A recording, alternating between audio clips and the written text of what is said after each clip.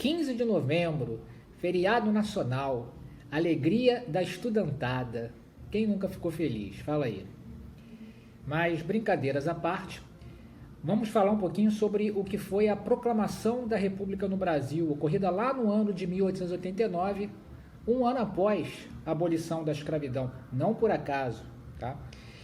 E que fez do Brasil uma república federativa.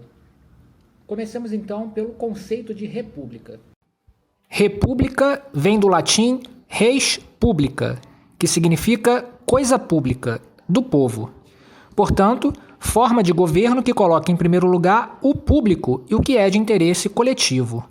Para que uma república possa ser chamada dignamente de república, é muito importante que haja participação popular, ou, se preferirem, cidadania. Pois bem, será que tivemos a implantação de um regime que possamos chamar de republicano no Brasil a partir do ano de 1889? Tentaremos responder a essa questão. Mas antes, faz-se necessário dizer que as ideias republicanas, elas não surgiram no Brasil no ano de 1889.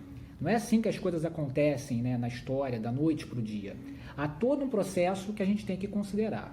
Então, partindo desse pressuposto, a gente pode encontrar ideias republicanas no Brasil ainda lá no período colonial. Na Conjuração Mineira, no ano de 1789, e uma década depois, aproximadamente, na Conjuração Baiana, essas ideias estavam presentes, né?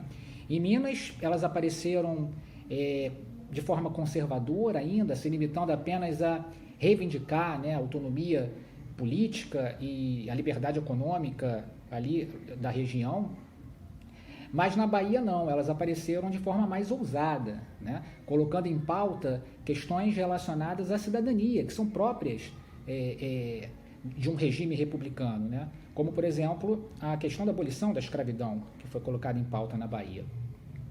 Depois, durante o Império, o Brasil já independente, ocorreram várias revoltas, né, espalhadas pelo Brasil, de norte a sul, a cabanagem, a balaiada, a sabinada, a farroupilha no sul, muitas de caráter separatista, que apresentavam também ideias republicanas.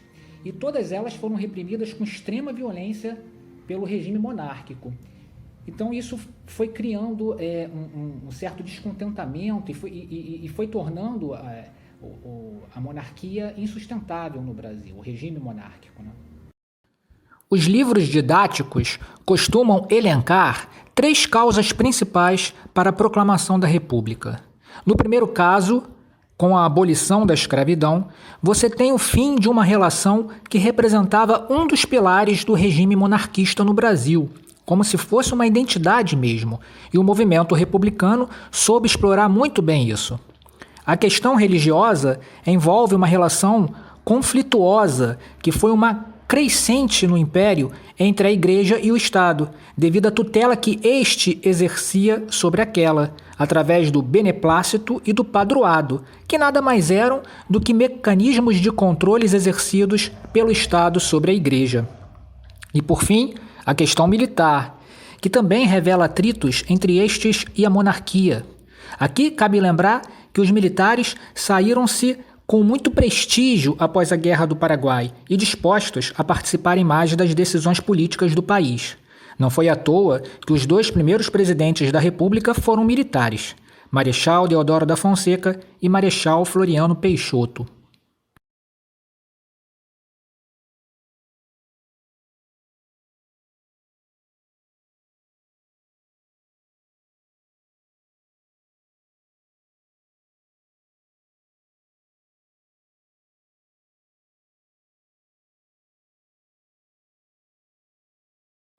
Muitos historiadores admitem e trabalham com a ideia de que a proclamação da República foi um golpe de Estado. Afinal, havia uma Constituição no país desde 1824 que não foi levada em conta quando o movimento liderado pelo Marechal Deodoro da Fonseca tomou o poder, né? A participação dos militares foi fundamental, mas eles não estavam sozinhos. Havia o apoio, né, da Igreja Católica, por razões já apresentadas, né, a questão religiosa. O principal núcleo econômico do Brasil à época, os cafeicultores paulistas, também estavam muito insatisfeitos com a situação política. Setores das camadas médias, né, também chegaram até a produzir um manifesto republicano, atacando com muita veemência e muita contundência a monarquia. Enfim, e não houve nenhum esboço, né, de resistência de nenhum setor, né? Aqueles que poderiam resistir, que eram aqueles donos de escravos, né, que resistiram até onde puderam à abolição, esses, na verdade, estavam se sentindo traídos, né, devido à assinatura da Lei Áurea, né, pela princesa Isabel. Notem que em nenhum momento falamos aqui sobre participação popular. Curioso, né? Mais um argumento para se falar em golpe de Estado. Tem um grande historiador chamado José Murilo de Carvalho que diz que o grande pecado original da nossa república foi a ausência de povo. E, de fato, não houve participação popular nesse movimento e nem depois, né, o povo foi contemplado pela república que foi implantada no Brasil. Pelo contrário, o povo foi excluído. Pela Constituição de 1891, a primeira Constituição republicana, o povo viu impedido o seu direito de votar. As revoltas que ocorreram, tanto no campo, né, quanto nas cidades, as revoltas populares, foram todas elas reprimidas com extrema violência. E as reformas urbanas que passaram a tomar conta das grandes capitais foram feitas contra a população pobre. Aqui no Rio de Janeiro, que na época era a capital federal, né, um prefeito chamado Pereira Passos, ele ficou muito famoso com as suas reformas urbanas. E ele ficou conhecido como Bota Abaixo, porque ele saía derrubando as casas populares para abrir avenidas.